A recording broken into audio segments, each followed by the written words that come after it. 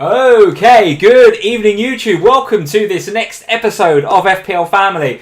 First things first, I've caught this right up, haven't I?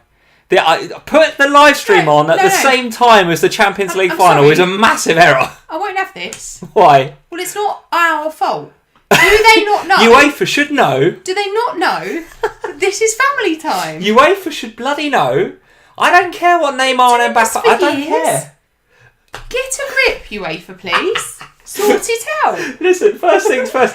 Anyone that's either watching us at the same time as the Champions League final or is watching us instead of the Champions League final, about 30 people have just gone, bloody hell, I forgot about the final. Just 30 people, just gone down 30 viewers. You just lost everyone. Anyone that's watching us at the same time as the Champions League final, or indeed instead of the Champions League final, thank you, we love you, thank you for joining us. I don't know how many, we've got to see how many people we've got in, Sam. I don't know what even the number looks like right now. 85 people in. 85. Wow. Thank you very much, guys, for joining us. I'm assuming that it's all the City fans it's all the that don't care anymore. The bitters, the bitters. Yeah. I mean, I don't care. We're not in it. We're not in it. It's only the two biggest clubs in the world right now, potentially going head to head in a massive, 90 minutes with lots of different rhetoric around Lewandowski not won a trophy yet, Neymar not won it yet. Doesn't affect us, does it? No Liverpool, no Spurs, no FPL assets. No FPL, who cares? I mean, what's the point? What's the point? Even I was quite enjoying the first half an hour watching Thiago, who hoping he's going to come to Liverpool at some stage. But guys, listen, thank you for joining us tonight. I'm going to assume that a lot of people are going to be watching the replay, I'm hoping. So if you're in here tonight, thank you. If you're watching the replay after the Champions League final or in the days subsequent to the Champions League final, thank you very much for tuning in after the game. I'm Lee, this is Sam, we're FPL Family. We come on YouTube 8:30 every single Sunday night and we'll be live every single Sunday up until the Premier League kicks off and then again once the football is going. So we're here, this is our regular slot, 8:30. If you're new to the channel, hit that subscribe button. We're nearly at 11,000, by the way.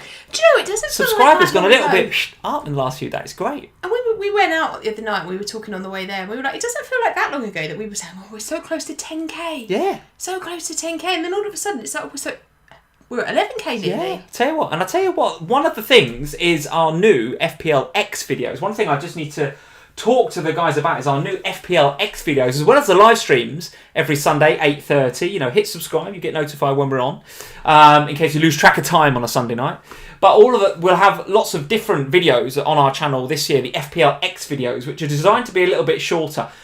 I got talking to Raptor, and I couldn't stop, guys. Honestly, I was like... Raptor had his ear chewed off. I said to Ross at the beginning of it, we'll do about 20-25 minutes, Ross, if we can. And I just kept going. And guys, forgive me, the video ended up being like 55 minutes long. But for those of you that tuned in and watched the very first ever FPL Family X video with FPL Raptor last week, thank you for tuning in. I hope you enjoyed watching it as much as I did recording it. I absolutely loved it. And if you're not following Ross on Twitter, at FPL__Raptor, go follow him over on Twitter.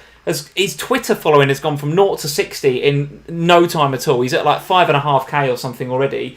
Doing really, really good stuff. And that video, I loved it. And hopefully you guys enjoyed it. I'm pretty sure he loves Raptor more than does me at the moment. I genuinely think... It's possible. I think that his love affair with Raptor... And to be fair... So on Wednesday morning when that original Raptor video came out, I sat and watched it on YouTube because I hadn't seen it. We do the X videos, just one of us, with another member of the community. Yeah. So I hadn't watched it or listened to it yet, and I sat down and listened to it when it premiered on YouTube. Yeah.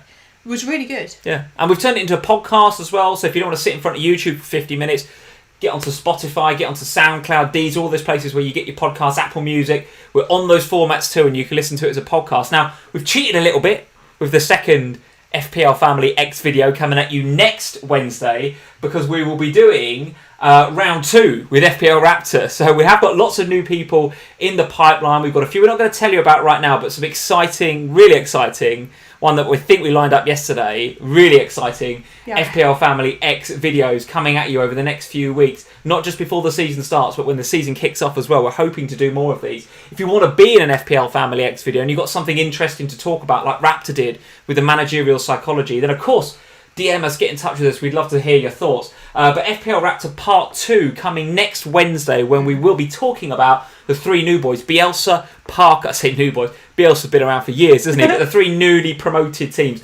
Bielsa, Parker and Slaven Bilic, West Brom, Leeds and Fulham. We'll be talking about those managers, and in particular, Marco Bielsa's bit on that video is awesome. I can't wait for you guys to watch that. I thought he was an enigmatic, brilliant character, and then Raptor put some his management thinking and leadership philosophy around it in the way that Raptor does, and it just took it to a whole new level for me with Bielsa. I cannot wait to see Bielsa in the league next year. I think he's going to be such good value. So the X videos will be out on Wednesdays. If we've got one to come out that week, it will come out on a Wednesday. So make sure you subscribe so that on Wednesdays when the X videos appear, you'll get to know. You'll know. Might not be every week. Might not be every week, or there might be for a while because we've got a few in the pipeline. We've got a few coming up, but it might not be every week. But when they are, you'll see them on there if you hit that subscribe button. So go over there and do that. Right, Sam, let's go to the main page. There's our Twitter on the left-hand side, at FPL Family. Nearly, guys, at 30,000 on Twitter. So we've got only a few hundred to go. So if you're not following us on Twitter, at FPL Family, Instagram at FPL Family as well. And of course, we're on Facebook. If you search for FPL Family, mustn't forget the Facebook. Let's say hello to a few people. You absolute legends that are here watching us instead of the Champions League final, or indeed as well as the Champions League final. Nathan Price is here. How are we doing, Nathan? Very nice to see you. And I'm sure, by the way, the live chat will be keeping us up to date with the Champions League final scores. I'm pretty sure. Matt Rigby, how are we doing, Matt? He's saying, what's everybody's good FPL names? There was a bit of a chat going on before we started, Sam, about best in the Alderweireld. Excuse me, mine. Your team name for this season? I don't understand why you have such a problem with it. I believe it's mixed reaction on the live chat, I have to say. I believe it's because you are jealous. Jealous, yeah, you're absolutely right. Of Toby. You're jealous. Yes, of course. Because my team's not named after you. Get in the live chat, guys. Let us know your team names. Worst team name wins. If you can do worse than best in the Alderweireld, you'll be doing well. Ryan Bird is here. Good evening, he says. Good evening, Ryan. Nice to see you. FPL Tips is in. Harry's moderating for the first time tonight. So FPL Tips, thank you, Harry, for moderating. Spotted a little bit of naughty language on the last live stream, and I said, listen, Tips, well done for policing that. Here's some power, Harry. Have the power to deal with it, Harry. So Harry's now moderating. Actually, I did see Harry dealing with some stuff in the video the other day. Yes. Yeah, I did, and I just assumed that Harry'd always been a mod. What? No, he's now got the power to do this. So Harry, thank you for becoming. Harry should have been a mod ages ago. He should have. He's always here. Yes, he should have. So Harry, thank you for becoming an FPL Family moderator. Georgie Gorgiev is in. He says hi. How are we doing, Georgie? Kalan Kotzen, hello from South Africa. He says, hey Kalan, how are you doing? Let's see. Kane Cole is in. Anybody got Ziyech in for 8 million? Got Ziyech in? Tempting it. Tempting. You know what? We'll talk about this later when we talk about our team. So I've got so many issues. Yeah. Now, well, I should have said this at the beginning. Right? The main focus of this video is the fixtures. Right? Should have said this 10 minutes ago, guys. The fixtures, obviously, when we were here last Sunday, we were picking players based on price. Now we've got fixtures, which came out, just a few days ago? Thursday morning, wasn't it? Thursday morning. So we now have some context to the player prices, and we can start to tinker with a bit more certainty, if you can ever say certainty in FPL, but we can start to evaluate our player prices in context. And of course, game week 1, you're quite right, starts off with a blank for Manchester United, Man City, Aston Villa and Burnley. So we're so used to going into these FPL seasons with nice, back-to-back regular game weeks every single week, and we ease ourselves in, and we wait until Christmas and the second wild card before you go blank hunting and double game week hunting and using your triple captain chip and stuff. All of a sudden, bang, straight in. Blank game weeks, potential wild cards in game weeks 2 and 3. I've been hearing about people taking free hits in game week 1 and setting their team up for game week 2. It's gone absolutely bonkers. Do that? I don't even know. I don't think you can free hit in game week 1. I don't even know, Sam. I don't even know. But listen, all I do know is that we will need to use our FPL nous from the outset because we've got blank game weeks to have to navigate. I have to say, those that are thinking of the early wild card, I can't help but think that keeping that in your pocket is going to be a very good thing to do, isn't it? Keeping that, but you've got 16 game weeks where who knows what's going to happen. We don't know if we're going to get second waves of COVID. We don't know if we're going to get games postponed. We don't really know when the Man City and Manchester United games from game week 1 are going to be rearranged. It's probably going to be a bit later in the season. But listen, all that to be discussed, guys. We'll talk about fixtures and we'll talk about our latest drafts as well and where we are with that. you've actually done a draft now, haven't you, rather than having Ozil in your team? So basically, I don't want to call it bullying, but I kind of got bullied into doing a draft by somebody going, you need to have a draft, you can't keep having Ozil. I've been saying all week, I want to have a look at our first draft, so you've just thrown together a draft. So there is a draft, but it's one of them drafts where, because I've been kind of, there's so many players I want in there that aren't in there, so I'll discuss this when we get to it. There we go. I mean, it's the bare bones of a draft anyway. Yeah. So we've got drafts, we've got fixtures, we've got talking points, and we've got some cracking team names, Sam, in the live chat. We've got to talk about these. Here we go. Let's have a look at some of these. Jack Cousins is in. Aubameyang a must. More on him a bit later on. What is that his team name? Aubameyang's a must. Aubameyang's a must. That's his team name. Let's see. Azzy with the super chat. Hey Azzy, how are we doing? Werner's originals. I quite like that. Quite like it. I quite like that. Good. Yeah, it's good. Southampton triple up. So right or so wrong, as he says. A Saints triple up. It's got to be KWP, Stevens and Ings. Oh, could be McCarthy, could be Ings, could be Che Adams, who's popular over here, by the way. Azzy, tell us who your Saints triple up would be, mate, and we'll ask. Over here, by the way. We'll ask the live chat what they think about the Southampton triple up. Jeff Holt is in. How are we doing, Jeff? A nice little Werner, he says. That's just good, right? Why is everybody? That's Why quite have we all good. got obsessed with Werner? We've only been out two. They're both from the same player. Cracker Jack, Vernon a million. Oh my god! That's all about Werner. Why? It's all about Werner. That could be one. Any Gabrielle Langton, Lionel Tidy. Okay, let's see. Any good team names, guys, that don't involve Mark Dorney, Marky 5 Ndombele's. Okay. Dynamite Dongs, Kloptomaniacs FC. I like that. That's good. Yeah, that's good. Dread FPL, Bomb Flick Pon Matip. Okay. What's going on with these two? Sean Thorpe is in. Hey Sean, he's saying me, Moy, Delph and Ibe. Brilliant. That's great. That's great. I love this. It's great. These are all 100% better than best in the Alderweireld. To be clear, it's actually just best in Alderweireld because in the doesn't fit. It's just best in Alderweireld. So rubbish. Clayton is saying a bummer blood clot Yang FC. Obviously an Arsenal FC fan there, Clayton. Hoping you're a gooner. FPL Flynn Hotel Tiago is mine. Nice. Okay, very good. Varangor is saying setting new trends. This is quite good. Jack Cousins, Netflix and FPL.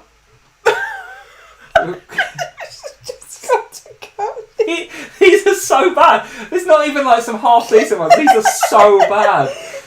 FPL tips, Corn Etu.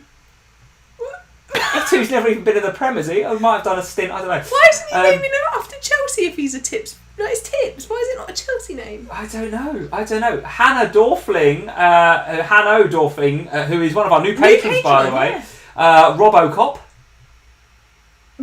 Not much to say about that. I quite like that. We've got to find some more, guys. We've got to find some more of these terrible, terrible names. What, and Little Beauties is so much better? Little Beauties I've had for 12 years worth of FPL. I ain't changing it now. I had that when I was in my 20s, 12 years ago. Gaz Temple. Hey, Gaz. He's in. His team name is... It's Gaz Alkmaar, and rather than AZ Alkmaar, he's put a G on the front, and it's GAZ Alkmaar. Gaz Alkmaar. That's brilliant. That's brilliant. And Jason Corres is in. Hey, Jason, he's just saying triple captain Simicats in Week 1. You've gone mental, guys. Officially, is that his team name? Officially, you guys have gone absolutely mental. Werner the Burner, Bissouma Lallana, Bielsa-Ball, Reese's set pieces. It's great tonight. It's great. It's already descended into chaos, Sam. It's already descended into chaos. Reese's what? Reese's set pieces. I love that. That's Reese's brilliant. Set pieces. That's good, isn't it? Right, we actually do have to talk. We have to give some FPL content at some stage tonight. You appreciate that? We've just given everybody who's listening to the podcast a load of ideas for team names if they haven't decided yet. Well, listen, there we go. There is the Twitter on the left-hand side. If you're not following us over there, we'd love you to do that. Nearly at 30k, as I said before. Let's talk about FPL fixtures. So what I've done is I've gone into Fantasy Football Scout. So those of you that are members on Fantasy Football Scout can go and have a look at the fixture ticket on the right-hand side of the homepage. And you can do all sorts, right? You can filter it by overall difficulty. You can. You can filter it by attack. How attack and defence. So if you think, right, okay, well, I don't want to sort it by overall. I'm going to sort it by which fixtures I think for those teams are best from an attacking perspective because I'm looking at forward transfers.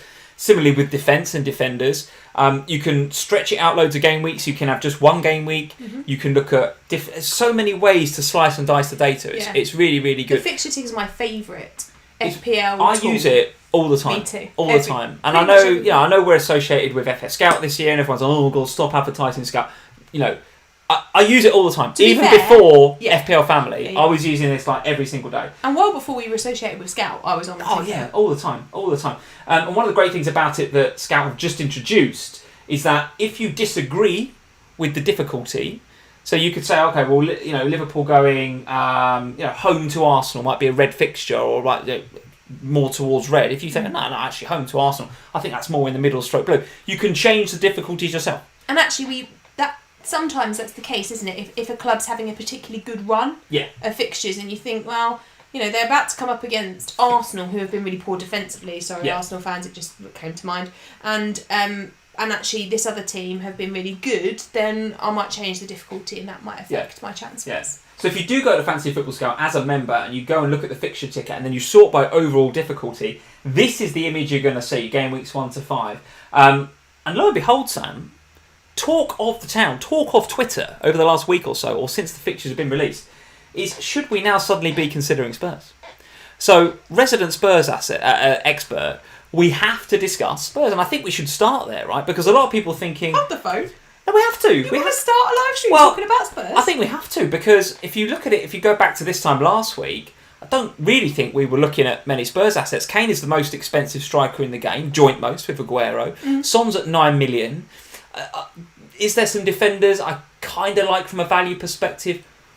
Maybe Dyer, I don't know. Maybe Lloris, but outside of that, I don't fancy it too much. And then you're kind of in that other sort of 7/8 bracket of, I'm taking a bit of a gamble maybe with Dele Alli. I'm taking a bit of a gamble with Bergwijn or Lo Celso, and I don't know enough really and see enough of Mora to suggest he's going to get one of those really fabled, because the midfield slots are crucial, aren't they, this season? There's so many options. So to fill it with one of those kind of Spurs risks doesn't feel quite such a good thing to do this season. However, the fixtures come out on Thursday and everyone's like, boom, Spurs, 3 home games, Everton, Newcastle and West Ham in the first 5. Southampton and Manchester United away look a bit more difficult. But even if, and we'll talk about this a bit later on, I've got another graphic, you spread the fixtures out and go past game week 5, it still looks good for Spurs. And actually, if you were to categorise the season, the opening fixtures for Spurs look amazing. It gets very bloody difficult around Christmas, by the way. When doesn't it? Very difficult. Your late November to early January for Spurs looks very difficult indeed. But also the running looks quite good. So we should no longer be overlooking Spurs assets. So, God, I'd like your biased or unbiased opinion if you want, but Spurs, we should be looking at them now, top of the fixture ticker. It's nice, isn't it? Well, it's nice to talk about them. Yeah, who are you looking at in particular? Okay. I think you've kind of nailed it in what you just said there. I think for me, removing rose-tinted Spurs goggles and talking purely from a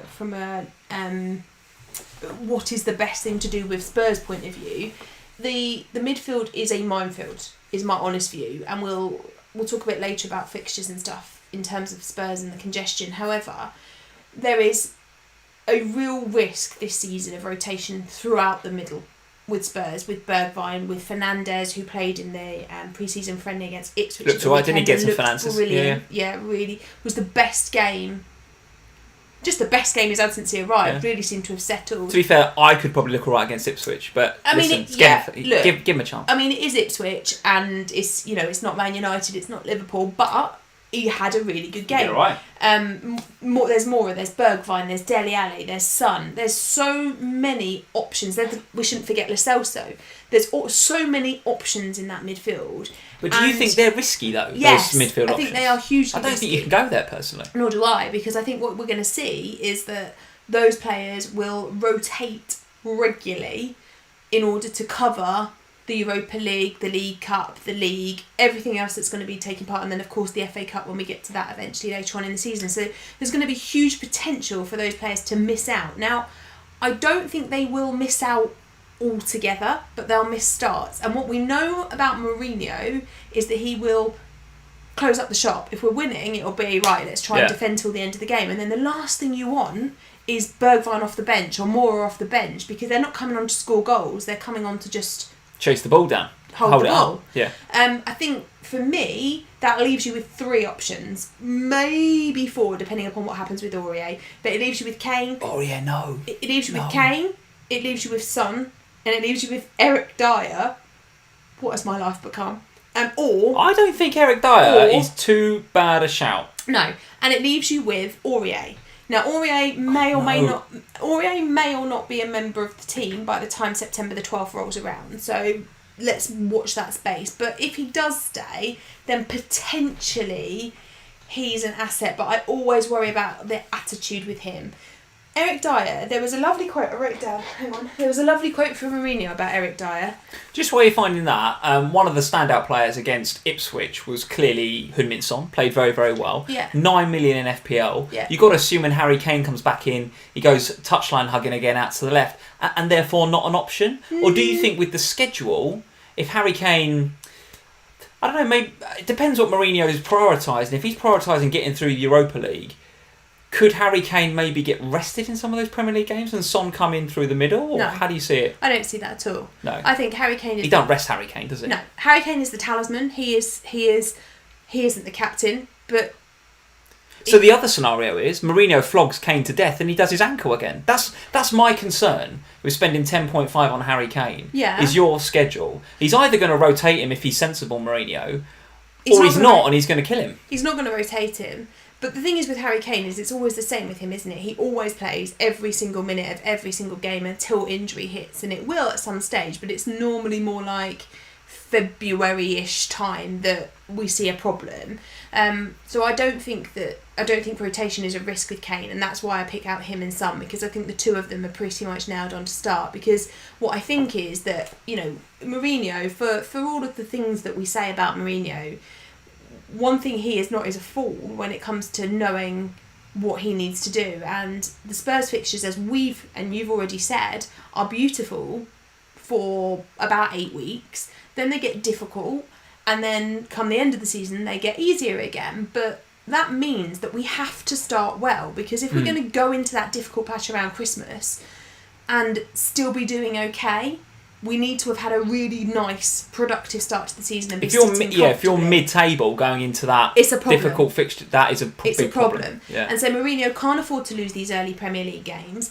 Equally, the thing that he has to do this season is win something. He cannot not win a trophy this season, in my view, if he's going to last more than this season. Give us your Dele Alli quote, and while you're doing that, I'm going to find... No, it's not Dele Alli, it's Eric Dyer. Your Eric Dyer quote. Give us your Eric Dyer quote, and when you're doing that, I'm going to find this graphic that you sent me about Spurs' schedule. So find your Dyer quote. So Mourinho said about him, he's doing very, very well. We look forward to next season when we have no doubts that he is our centre-back. He's going to be an important player for us. So there you are. Mic drop. 5 million FPL. If you want worth a look in it. Look, I think my view is that Eric Dyer is never gonna be fireworks in terms of points scored, but what he will do is give you consistent picks, because Mourinho loves him. He had 14 starts in the Premier League last season, 12 of them come under Mourinho. He would have had more had he not had a 4-match ban. What's the pecking order? Dyer, Alderweireld and Sanchez. But it depends on how he positions. Foyth?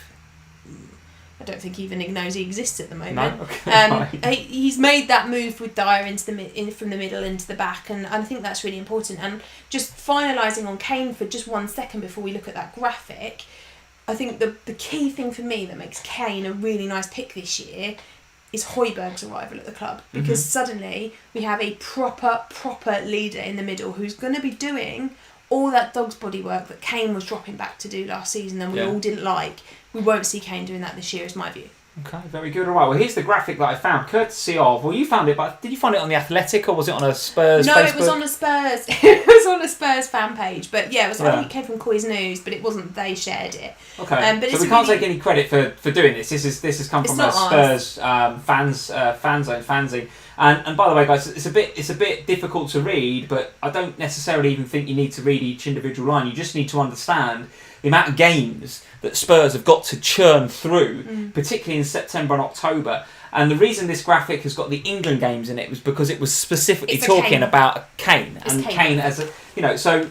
For example, before we've even kicked a ball in the Premier League, England have got these 2 games. Now, I don't know whether Heung-min Son's got any international games either. I actually don't know. You can tell me in the live chat, any Spurs fans that are in. But listen, 2 England games there. Nations League games as well, so they mean something. Yeah, so I'm pretty sure that Kane's going to get He's the captain. He's going to play those games. Then it's Everton. And then after the Everton game on the opening day, you've got the Europa League second qualifying round. So you have this additional qualifying round that I don't think Leicester have to go through. This additional game, which we actually don't know where that is yet, do we? No. That's not decided. Then you've got to come home and travel to Southampton. Mm-hmm. Then it's the third round of the Carabao Cup, so you might be resting there. I don't know. Then it's Europa League third quad. Listen, I'm not going to go through line by line, but that's a lot of bloody games for Harry Kane to play with his dodgy injury record. 24 days. That's not even a full month. So in 24 days, he's got to play, is it 8 or 9 games in 24 days, which is massive. 9 if he plays both England games and the Carabao Cup. Now, he's going to play... You've got to think he's not going to play the Carabao Cup. He's going to play both England games without doubt. He's the captain, I cannot see. And they're qualifiers. They're not friendlies. So unless for some reason Spurs pull he's had to be in quarantine and he's missed pre-season and blah blah blah, but I can't see it. I think he's going to go. No. It is a problem, and it's the one thing that whenever anyone talks to me about Spurs and what do I do about Spurs, because it is difficult. And with Spurs, obviously you've got Kane and you've got Son, and they are the obvious choices. They're the best choices. If you want a Spurs asset. But they're so expensive that means compromising on the other players that you can have. But for me, the other players, the cheaper ones, they're just not worth the risk, because with that many fixtures, rotation galore. Okay. All right, listen, I got the live chat saying we missed a couple of super chats, so let's go have a look at super chats. One from Matt. Thank you, Matt, for the super chat. Early wildcard equals price rises. Too risky to hold the wildcard. So I think what he's saying is you've got to play that wildcard early so that you can get the price rises. I must admit, Matt, I do understand your strategy, but I do believe we're going to have a season full of uncertainty, and having that wildcard there as backup, I think you're either going to use it early or late, aren't you? You're either going to use it game week 2 or 3, or you're going to wait and just leave it until you really need it. The thing that really sticks out to me is last season was the only time I've ever left my wildcard late. Yeah. And it was by far and away the best thing I did last season. Yeah. It was what made me finish the way that I did last year. So I'm going to be holding mine as long as possible. My team value was still at 1.8 by the time the season finished, so I didn't need it. Yeah, it's not a bad strategy to use it early at all. I'm not going to put anybody off that, but for me, I'm going to be holding mine, I think, unless I really desperately think I've got to use it. Unless there's something major that changes and I'm on all the wrong players, or players get injured, then it might come earlier, but my plan is to hold as long. Okay. Another super chat from Clark. He just says Clarky complains. Clarky, I don't know if that is your new YouTube handle or whether that is your team name. I don't know, mate. Get in the live chat, let us know. Either way. Oh, he's just complaining. Thank you for this. He's just like, get off air. Why are you Bloody on? Champions League is on. Cheers, Clarky, appreciate it. That's it. I think that's the super chats, guys. Thank you for letting us know about those. So listen, Spurs, great fixtures, hectic schedule to say the least. Let's go back to these first 5. So target Spurs, yes, but tentatively, in my opinion, at your own risk. It's all or nothing. For me, I think is the thing with Spurs. Go all in. I know you done there. Documentary coming soon. Yeah. 31st. Spoiler, it's nothing. By the way, can you sign up for Prime later, because I need to watch it on the 31st. It's all or nothing. You go heavy on the big hitters, Kane or Son, or don't go at all. Right. Okay. Let's move on from Spurs. We've talked about Spurs bloody enough. That wasn't really long enough. That was far too long, Sam, which I knew was going to happen as soon as I mentioned it. Let's talk about the other teams that I think we should be targeting. So having a look, obviously, down the ticker, Leicester come in there in third, West Brom away, Burnley, then a trip to the Etihad, which no one likes, then home to West Ham and Aston Villa. So 3 reasonable looking home games and then away game at West Brom. Leicester look alright. So are we overlooking Vardy? Should we be looking at their defensive assets? Given that Ben Chilwell looks as if he's on the verge of a move to Chelsea. Johnny Evans, as we know, suspended for at least, I think it's a couple of games at the beginning of the season. Yeah. A lot of people lumping onto James Justin at 4.5, but I would be a bit cautious of that, even with the fixtures. So I'm really wary of Leicester. I've got to be honest. Because the form was bloody awful, wasn't it, since the restart? So the form was appalling in Project Restart. The injuries were... And in part, that was caused because of the injuries, particularly and then the suspensions at defence. So it wasn't all Leicester's fault, but they had injury problems. They're now about to lose Ben Chilwell, who I think that's huge for them defensively to lose him. Yeah. And I think they've also got a hectic schedule because they've also got Europa League coming in. All right, they're coming a bit later than we do. Just as a tangent, you think they're getting good money for Chilwell? Not enough, I don't think. Not enough? No. I think they're getting good money for Chilwell. Do you? I do, yeah. I think Chelsea are getting a good player, don't get me wrong. Well, I think it's exactly what Chelsea need. It is 100% what Chelsea need, but listen, I think that's a lot of money. Well, I think that Leicester... Because he's English, right? Well, yeah. Yeah. Well, I mean, that's why we're saying Joe Hart, really, isn't it? Oh, Spurs signing Joe Hart is my favourite Mourinho thing ever. He is never going to see a pitch. He's just there to bring up your English quota, isn't he, basically? You just need more homegrown players, so let's go and get a third choice keeper. Joe Hart's like, right, so you're actually going to pay me some money to just be around the club? Yeah, okay, yeah, good. Joe Hart's loving his life. Of course he is. He came out and said it was a brilliant opportunity. He's basically, his words... A brilliant opportunity for his bank balance. His basic words were something like, it doesn't matter if you're on the pitch, but I've won the league, so I know how to be in a league-winning dressing room. It's a great opportunity. Doesn't matter if you're on the pitch. For him to be... So he's basically saying, I can't contribute anything on the pitch, but what I will bring is, I've won a league. One thing I will say about him, we're going off at a tangent, we'll get back on it in a minute, and the bloody Spurs, we talk so much about Spurs. He's a big voice in the changing room, a big voice. Sometimes too big. That's all right. Luis is there. Just I'm going to put that out. I'm going to put that out there. Do what you want with that, Spurs fans. I think he might be disruptive in the changing room. Have you seen our changing room? It can't get any more disruptive. Not that harmonious right now. He might come in and sing a song, and it all might be better. Jesus. Super chat from Clarky complains. Thank you, Clarky, for the second super chat tonight.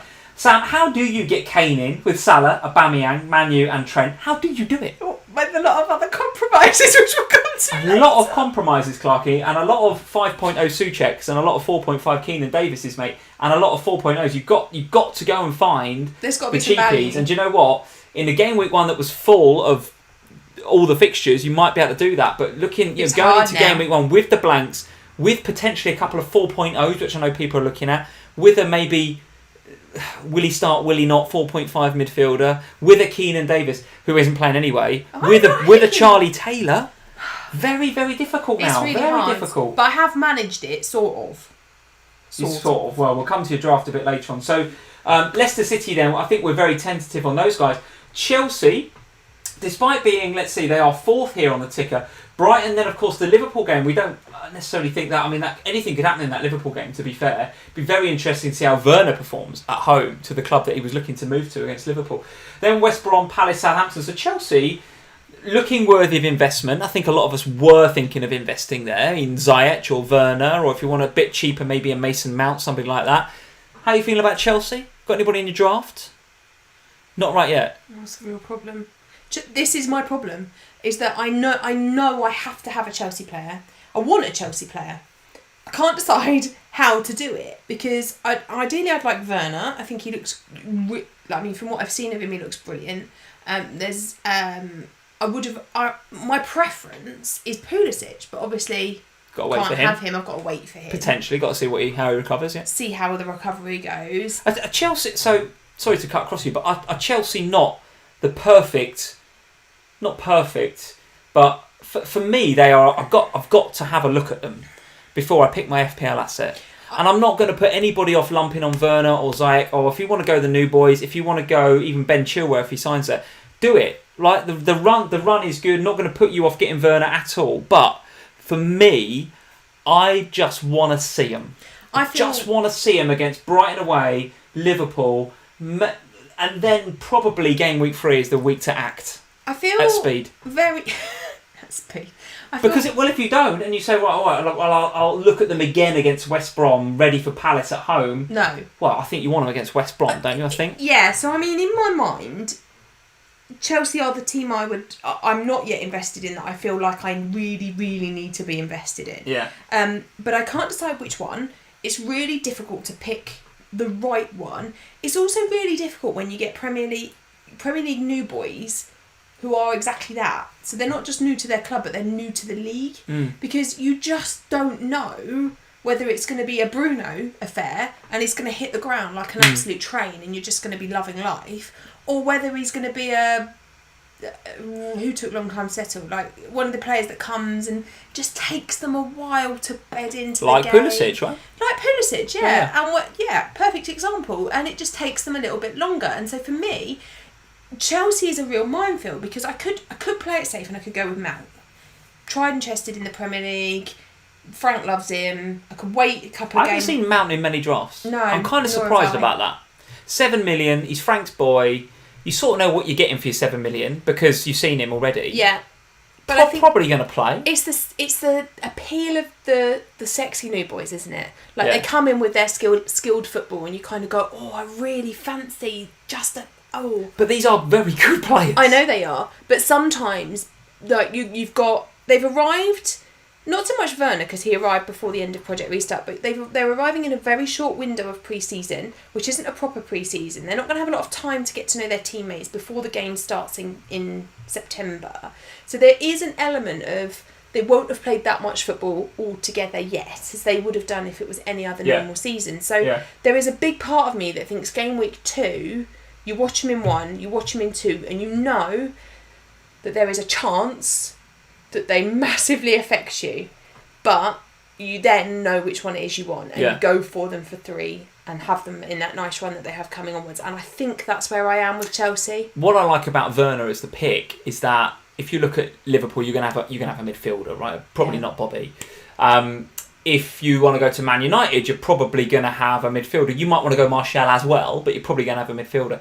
City, you probably decided between De Bruyne and Sterling initially, and because Aguero and Jesus is still a little bit difficult for me. So you look around a lot of the top clubs, even at Arsenal, you're probably going to go Aubameyang, if anybody. Yeah. But with Chelsea, you haven't got to take up one of those midfield slots. You can use one of your forward slots on Werner and not worry about the Chelsea midfield, which could potentially be a bit of a minefield. Yeah. For me, I just want to see him, and I think those 2 game weeks. All right, well, Werner might, I don't know, he might bag a brace against Brighton, but then he's coming. We're going into the Liverpool game, so do you want him for that game? You might do, but for me, I think game week 3 is going to be. I'm not like I'm planning a transfer because I want to stay fluid, but Chelsea for me are a real watch to wait to see what Frank does. So Chelsea are in there, Leicester are in there.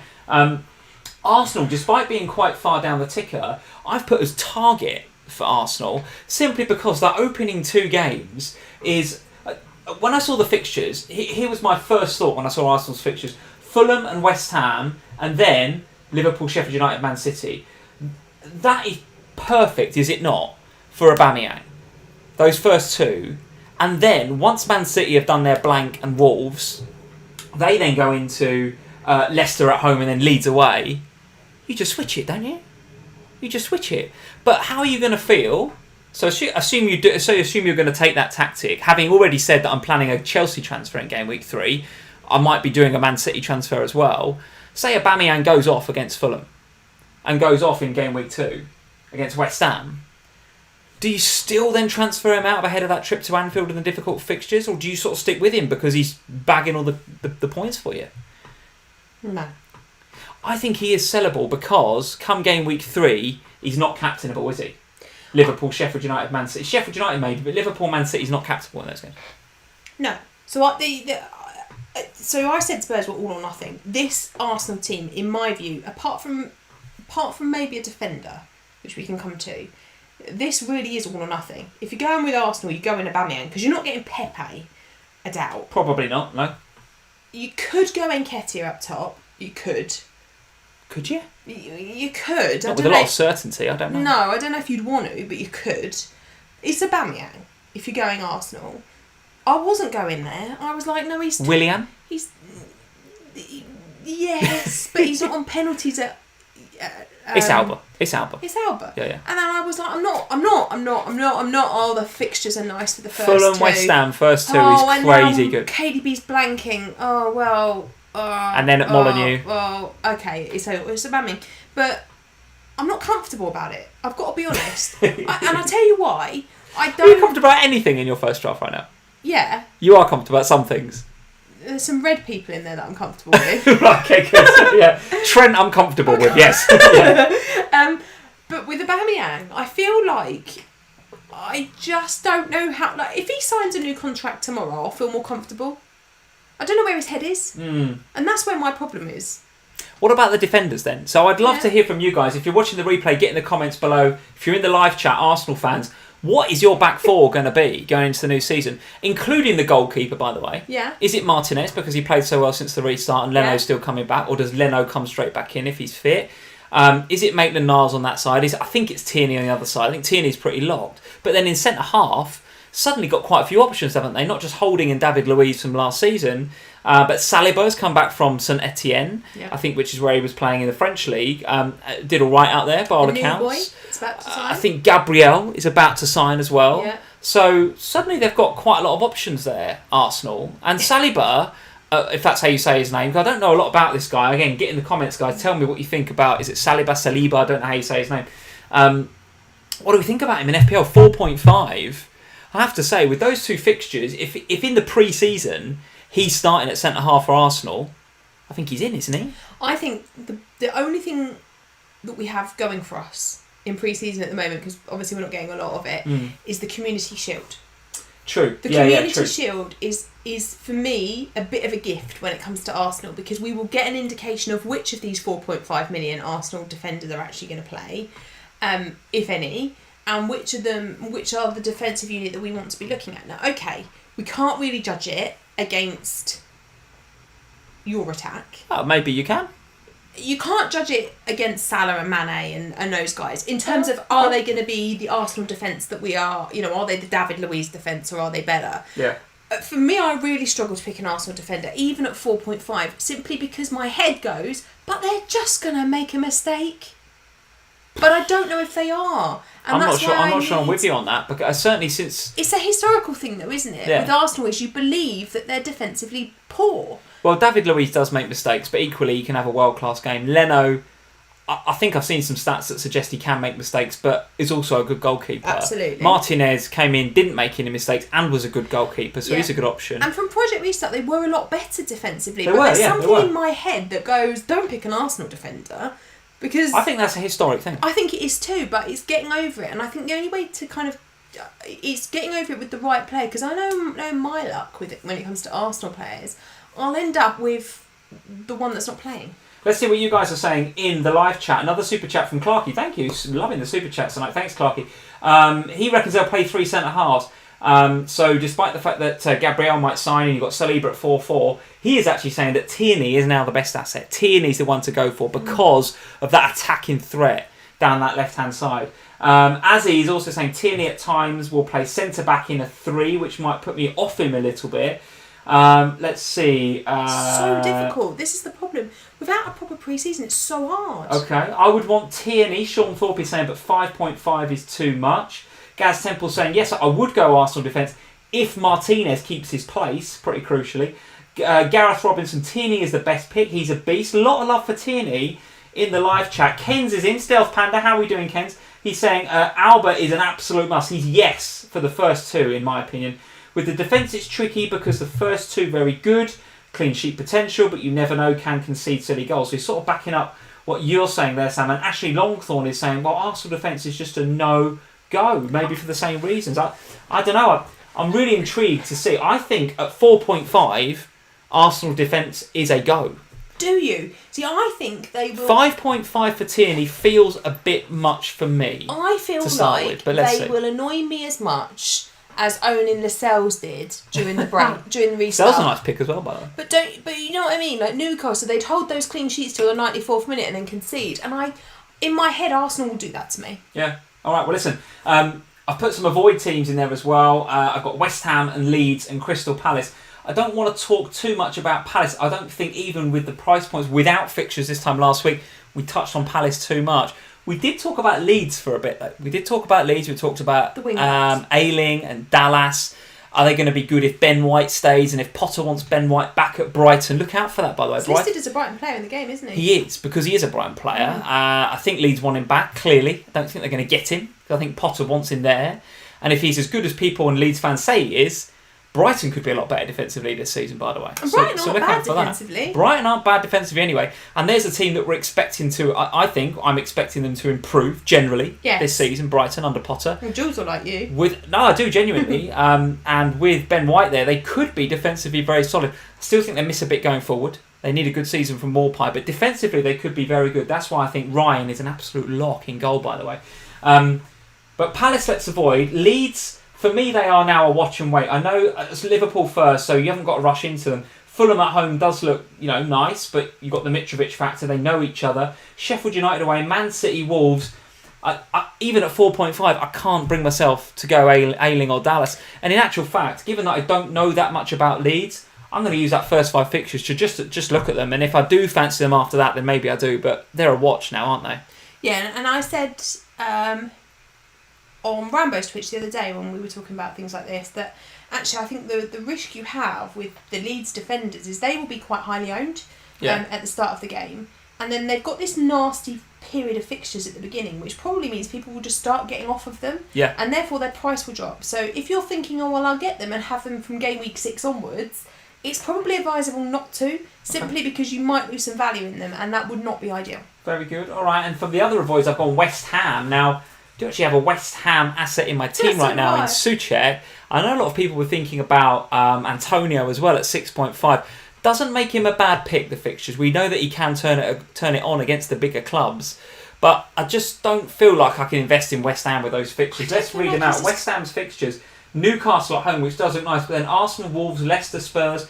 I've got a graphic in a minute that extends the fixtures out to 8 game weeks. And it doesn't get any better for West Ham. They are the opposite to you guys, actually. Terrible, and then nice Christmas.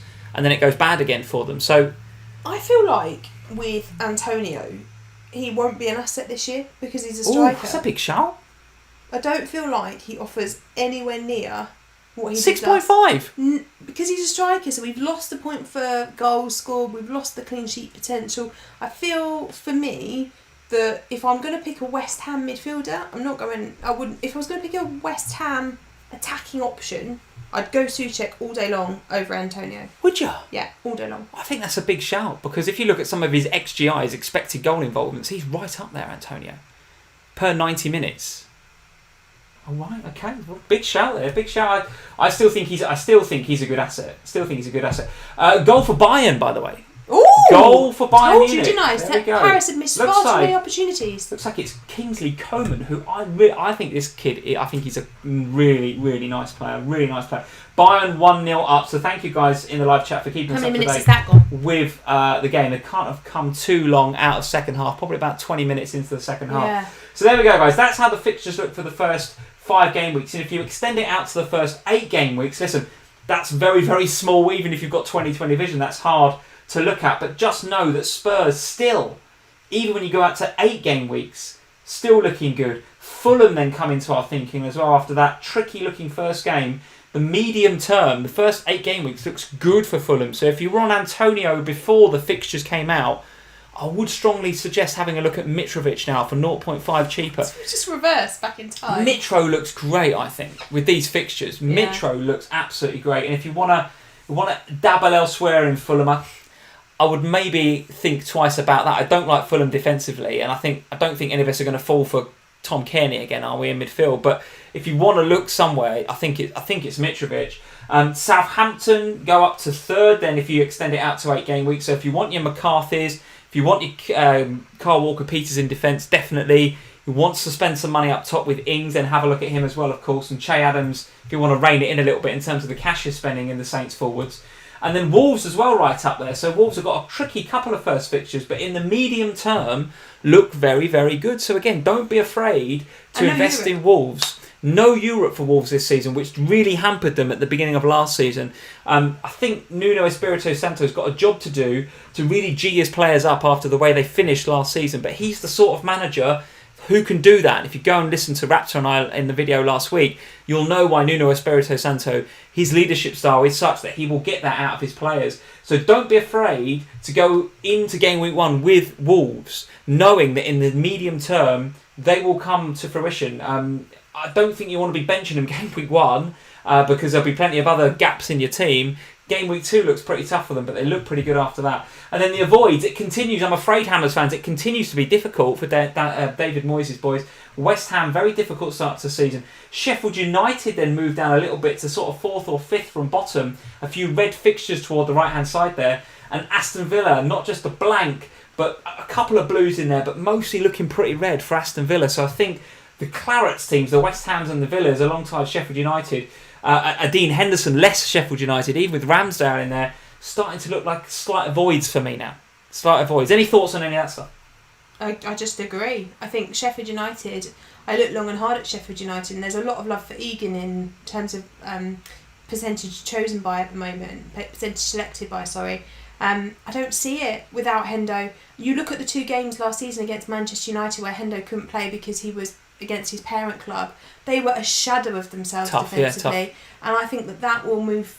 No, I'm not Ramsdale's a decent keeper, though. I'm not saying that Ramsdale's a bad pick, but I think that Henderson was the heartbeat of not just being a fantastic keeper, but controlling the defence and making the people be in the right places.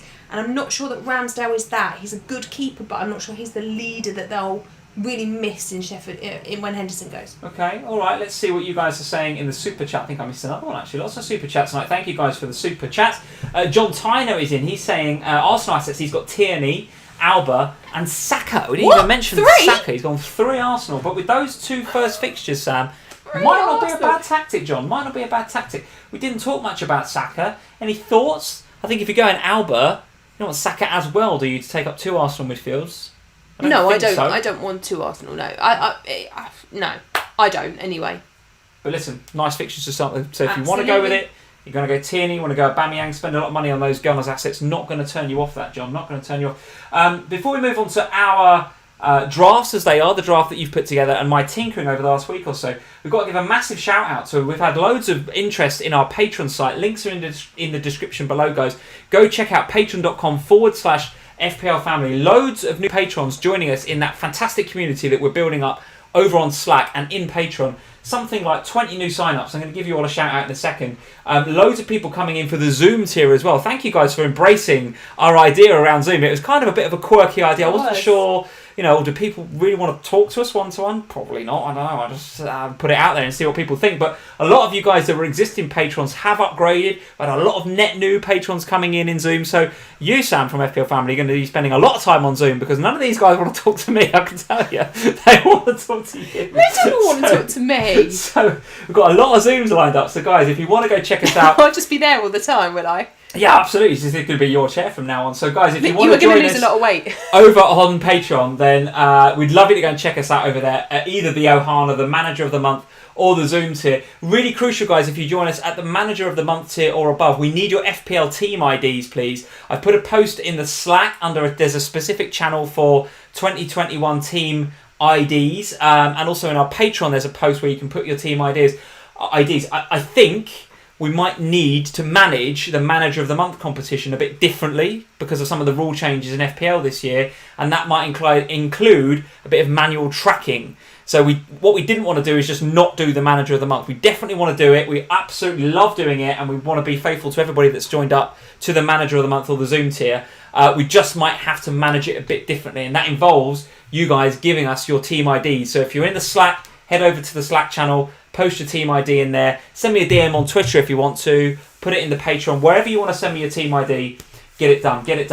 So a shout out to all of these people, Sam, that have sent us or have joined us over on Patreon. This is just since last Sunday, by the way. And there's just still a couple since more. last Sunday. So I'm going to shout out. So we've got Rita, Ryan, Hannes, Jigs, Lavash, Atlet is in there, Robert, Lazar, somebody called Good Night Stories. I quite like that. Good Night Stories, welcome to Patreon. Makes me feel comfortable, that one. We've got Ben in as well. We've got Serjan, Helen, Paul, Charlie, Del, Hanno, who was in the live chat before. Hanno, thank you for joining us over on Patreon.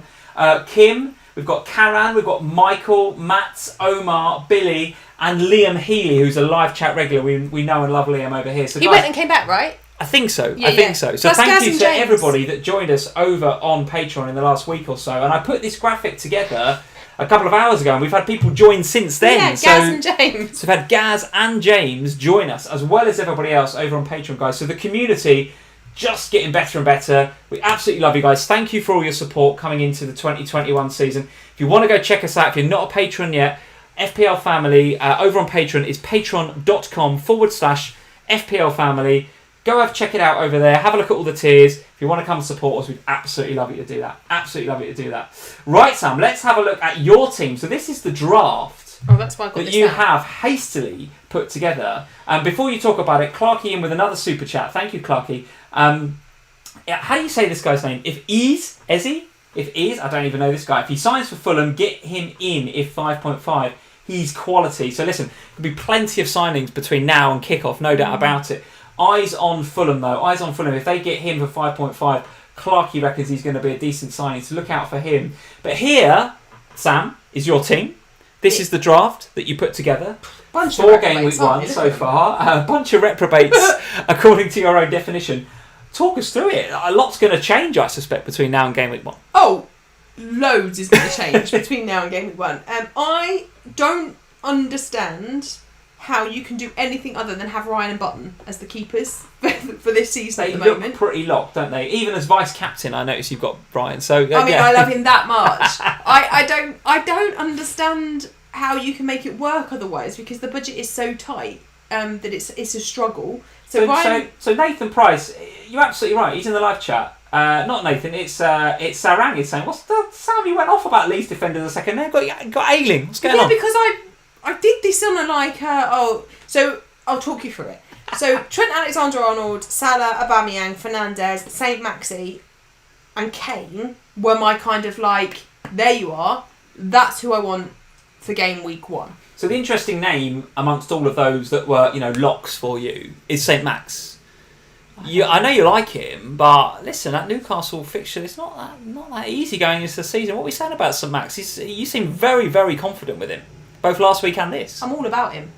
You're all about St Max, okay? Interesting. I'm all about him. I feel like Newcastle, and I said this in Project Restart, and maybe I'm mad, but I wasn't during Project Restart. I got it right then, and I feel like Newcastle have got there's a bit of kind of negativity there with them. People don't really trust that they're going to come out and do anything. Well, the failed takeover's got a lot to do with that, hasn't it? Probably. It's got to affect the club, right? Probably. But I think that they are... I just see him, and I look at the way that he plays, the speed of him, the momentum, the way that he brings out the best in everyone else in that club, and I think that he's the only one I'd have. But he is, for me, he was one of the first people I put in my team.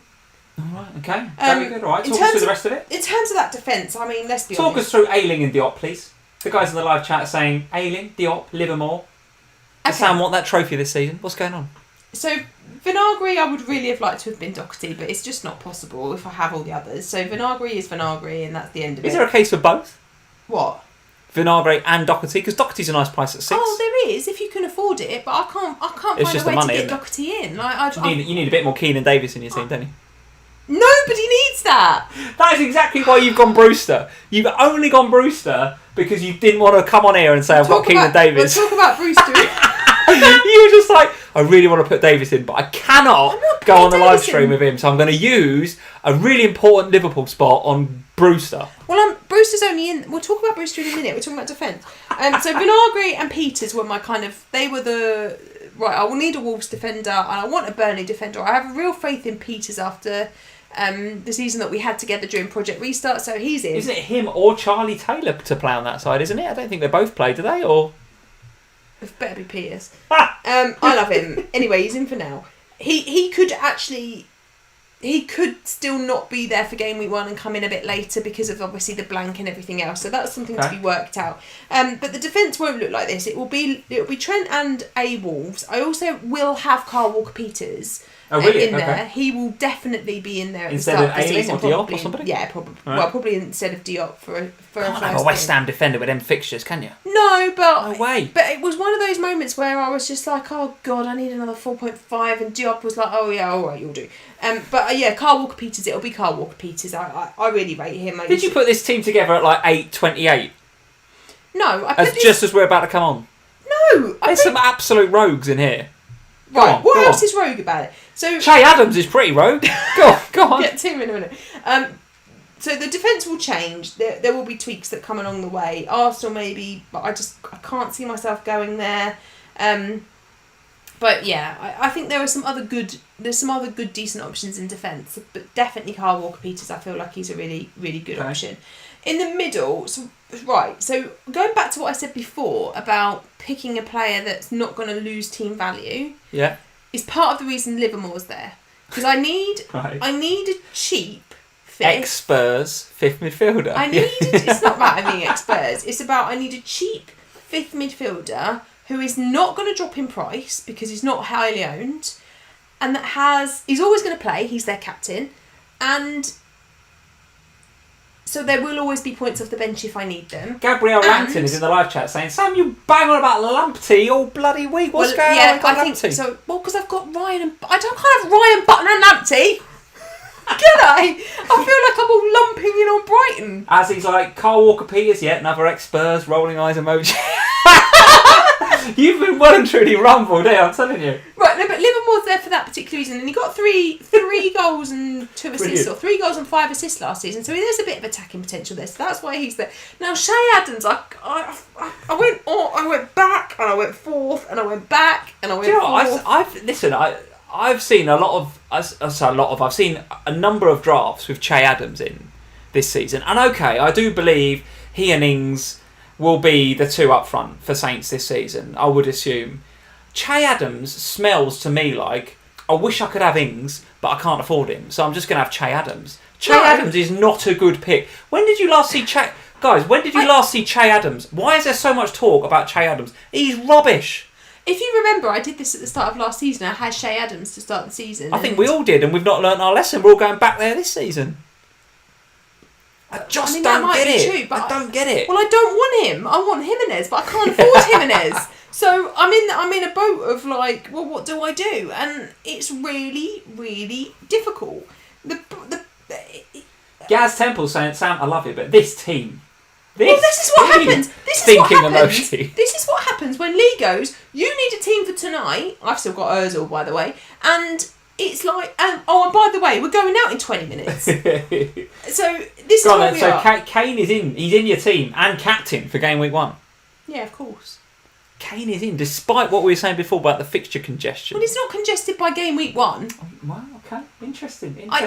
And the way that you're getting around the Manchester City and Manchester doubles, in the blanks, I should say, in game week 1, is to bench Fernandes. Man City then to come in game week 2 or maybe 3. Yeah, goodbye Aubameyang. Hello, KDB. Aubameyang to KDB in game week 3 feels like a very, very popular move, doesn't it? Right now, and the way the fixtures have come out, it just makes that move even easier, doesn't it? It does. Fulham, West Ham for Aubameyang, then Liverpool. Yeah. Blank Wolves, and then home Leicester, isn't it, for KDB? Yeah. So whether you want KDB or Sterling, not going to talk. I mean, we could do a whole video on them two, but one of those two coming in for Aubameyang in game week 3, yeah, it feels alright, doesn't it? Even if Aubameyang has banged in those first 2. Yeah. Yeah, okay. Alright, so listen, plenty to tinker with in that team. Plenty to tinker with. Let's see if you can do better. Although I don't think mine is any better, to be honest with you. Well, there you are then. There are some similarities. Adams, shall we? There are some similarities. There's definitely no Che Adams in my team. Similar to you, I am going without Man City to start with. Yeah. But I do want some Manchester United in there, so I have gone for Rashford in midfield. Who's that Chelsea player there? That's Mason Mount. So we talked about Mason Mount before. He might change. And I said before how I would like to see how the new look Chelsea.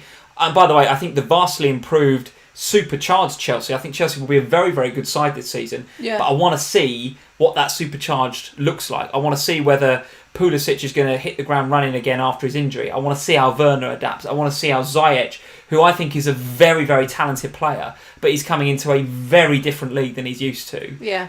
Can he hit the ground running? I personally think he can, but is it a risk for game week 1? Would I like to see him? Yes, I would. Yeah. Do I know that Mason Mount is a good pick at 7 million and can play in that Chelsea side? Yes, I do. So if I was going to go for a Chelsea player in game week 1, I think I'd prefer the not very risky Mason Mount actually at 7 million.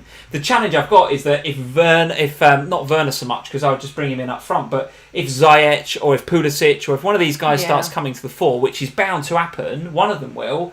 I've got to go Mount up, and that's difficult because then I've got to take away somewhere else. But listen, he may or may not be in there for my starting 11. Don't even talk about Trent, he's just in. Don't even talk about Vinagre. I mean, yes, same. I would like Doherty as well, but 4.5, unless they sign someone. If they sign a left back, it's different, right? It's different, and then there's some uncertainty there. But if they don't, Vinagre is going to be in everybody's team. There's Saliba. There he is. He's in there. He's in the team because I think Arsenal. I do like Kieran Tierney. I agree with everything you guys have said. I do think Arsenal are going to be better defensively this season, and Tierney absolutely has the potential and upside for assists. But at 5.5, just a little bit rich for me. It's just a little bit rich. So I'm going to go nearly Saliba. Doherty, isn't it? It is nearly Doherty. Tierney, I think, has the potential to be a big player in FPL this season. I thought you were going to say to be Doherty. No, well, listen, I think the Arsenal fans that I speak to, they're very excited about these two new guys coming in. They're always excited. Gabriel. I know, but listen, Tierney... You've seen them on Arsenal Fan TV. They're always excited. Tierney has been very unlucky with injuries. I think he's got the potential to be the sort of player that might go into next season at 6.5 or something because he's had that good a season. Let's see. But for now, I'm going to play it safe. I'm going to be flexible. I'm going to have Saliba in there. If in pre-season, if in the Community Shield Saliba doesn't play, I'll pick some other 4.5. What's great about the 4.5 bracket is there's bloody loads of them. I know, it's lovely. So you can go wherever you want with Saliba, is the reality. I've currently got Van Dijk in there just because at the beginning of last season... Sorry, hang on. Double Liverpool defence right now. Yeah, double Liverpool defence. And the reason I've done that is because I looked back at the beginning of last season. If I remember rightly, Liverpool had a run of about 5 or 6 games where we lost... we won a lot of games, but we would concede the odd goal to stupid mistakes. Be it Adrian or Lovren, I remember making a couple of mistakes. And I think we'll learn from that, and I think we'll go into the season... Maybe not all guns blazing, because we didn't go all guns blazing at the beginning of last season. We didn't score tons of goals. I remember being second best at St Mary's game week 2 for long periods until Mane belted one in the top corner just before half time. We were a bit tentative coming into the new season. Now listen, if I watch the Community Shield and we batter Arsenal 4-0 and Salah gets hat-trick, then that's fine. He's in my team anyway. But I do think the Liverpool double defence doesn't look too bad. I mean, last week I said... If I was going to have double Liverpool defence, I'd have Virgil. And you went, no, you'd have Robbo and Trent. And then suddenly... Listen. Oh. Listen, I've got Van Dijk because when I did the rest of the team, I only had 6.5 left. Oh. If I could have Robbo, I absolutely would. Would you? See, 100%. I would still take Van Dijk over Robertson any day. Would you? Any day. Come on. Robertson, I think, is a fantastic price point. 7 million. Any day of the week. With Alisson... What? If Alisson is fit all season, which hopefully this season he will be, I would have Van Dijk every single time. Oh, well, I think you're massively wrong there. But listen, Van Dijk or Robbo, both good picks. If you want to go all three, out of all three. I think with Robbo, you've got obviously the upside, more upside potentially than Van Dijk with his headers, but then you've got the threat from set pieces and stuff. We've got a new left back. Might Robbo rotate? So yeah, maybe Van Dijk is a better pick. I don't know, but for me, Robbo's still plenty of upside. Those double figure hauls will come with Robbo. So if you could afford him, go for him. Double Liverpool defence right now. I think we'll go into the season tight. I think we won't concede many goals. That happened at the beginning of last season. The only goals we conceded were Worldies, Kante, I think, against Chelsea, Ings when Adrian gave him the ball in game week 2. I can remember a lot of screw ups. Remember Pookie game week 1 where after Alisson had gone off. Yeah, after Alisson had gone off and Lovren sat back too deep. I don't think any of that's going to happen. I think we're going to keep clean sheets. I've got to. Anyway, Van Dijk's my bank. Right, so hang on. Who's up top? Because this is sounding like you've got Brewster and... Or you can't have Brewster because you've got... Well, I'll tell you. So Van Dijk could be the bank, right? He could easily become a 4.5 and then I can invest it somewhere else. Salah and Aubameyang in midfield. I'm pretty sure I'm going to start with those two. Yeah. Don't see me changing that. No. I don't. I might, but I don't. Mount we've already talked about. Souček, despite the fixtures, I can't believe the value in this guy. They look for him in set pieces. He's good aerially. He does get forward a bit. He's 5.0 million. What else do you want? Yeah. The fact that when official FPL, what was it, on that Friday, wasn't it, where they released a load of prices, it was like Salah, Sterling, Bruno. It was like all these big hitters. Then right in the middle of it, Souček. That's almost official FPL saying, we're going to give you all these big hitters. What about this guy? Look at this, 5 million, boom, have a bit of that. It's almost a bit like, this is too good to resist. I can't believe Souček is 5 million. I think he's such a nice pick, despite the fixtures. But the fixtures are that bad, he could not score for ages, and all of a sudden, he's 4.5. He's a bench guy though, isn't he? He's 4.5 and he's lost you 0.5. That's my worry. Just think That's why I got Livermore. Yeah, he's not going to lose you 5. Never mind Souček. Jake Livermore's the one you want. He scores in game week 1. Souček is in there. I've got Mitrovic up front because I think he's great value at 6 million. Of course, I have all the same concerns that all of you guys will have about if he scores. He's just as likely to score as he is punch somebody and get a yellow card. And when he will frustrate you, right? Because he'll get a goal and then get booked and not get bonus points because of the booking, even though he scored a goal. He will frustrate, no doubt. Fixtures aren't great. The fixtures are good. Not straight away. Like the first 8 game weeks, we just discussed it. They were pretty good. Game weeks, is it 1 and 2 or 1? Well, listen, I think he's alright. Arsenal at home, can he score against them? I think he can score. Because I'll bottle the Adams thing and I'll end up with Mitrovic. You know it's going to happen. So I think Mitrovic, Adams and West Ham, Antonio, there's 3 in a bracket there that people are really looking at. Mitrovic is in, and then it's Jimenez up front. Jimenez. This is the one I really want. And I'm still flip flopping between Jimenez and Ings, guys. So if you've got Ings rather than Jimenez, I'm absolutely cool with that. I do like Danny Ings. I just think Jimenez is so goddamn consistent. Yeah. He just gets the goals. And listen, I've got Salah and Aubameyang, and I'm probably at some stage going to have Man City as well. I'm probably going to end up taking maybe some of that Van Dijk money out to get Rashford to Bruno or something like that. If I do that, or if I have Werner or somebody else, I'm probably never going to captain Jimenez. But that's fine, because I've got all these other options. But he is going to be so consistent. He's just going to tick the points over, isn't he, Jimenez? He's just going to... And the Wolves fixtures, but the first 2 look difficult, but then after that they look all right. You can set and forget him until the end of October, can't you? No European football, he's going to play. Wolves should be a better attacking wise with Adama Traore now fully, if he keeps fit, keeps that shoulder fit. Got Daniel Podence on the other side, Jota in behind.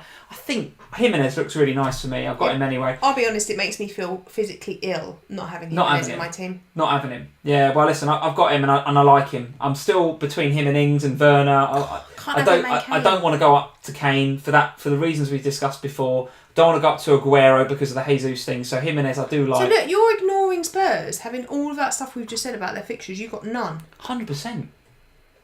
Wow. 100%. Going nowhere near Spurs. Oh wow. Why would you? Jose Mourinho, autocratic leader. Do you not listen to Raptor? Should we just go back 45 minutes and all that stuff you said about Spurs and the fixtures and everything else?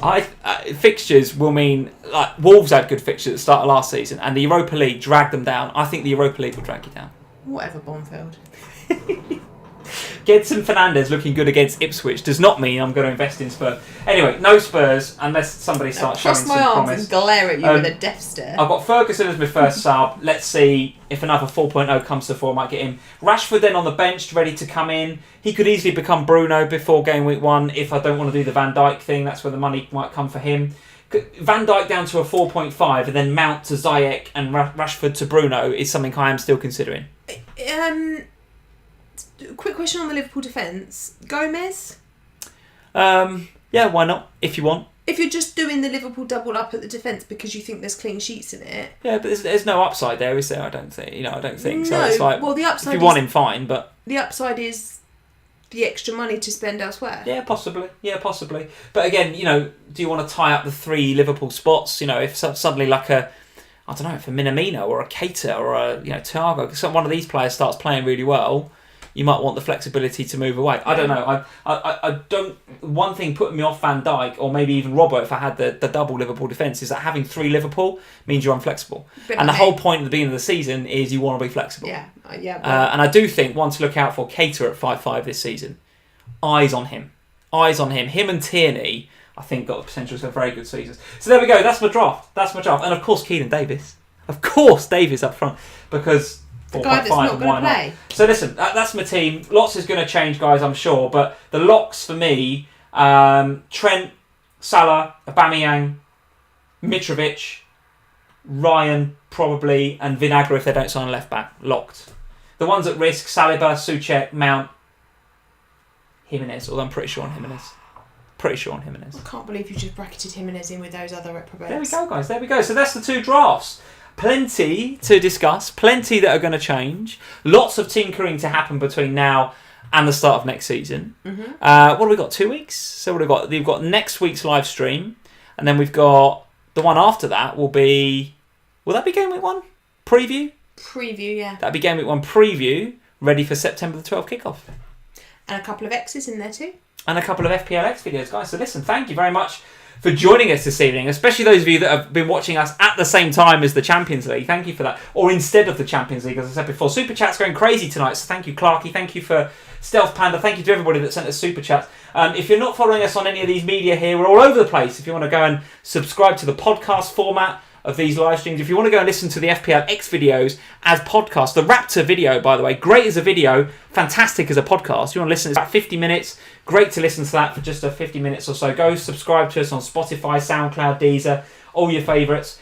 We will be back on the official FPL show and on the official FPL podcast as we get closer towards September the 12th. I suspect we might be getting a couple of phone calls, hopefully, fingers crossed, over the next few weeks about going back on there. And of course, Patreon there right at the top, patreon.com/FPL Family. If you want to come and support us this season, you want access to bonus podcasts, access to the Slack community, you want to win some prizes in our Manager of the Month competitions, and if you want personal one-to-one Zoom access with either Sam or I, then go check out our 3 different tiers, patreon.com/FPL Family. There we go, Sam. That's it. Yeah. That's it for another game week. Guys, thank you very much for joining us.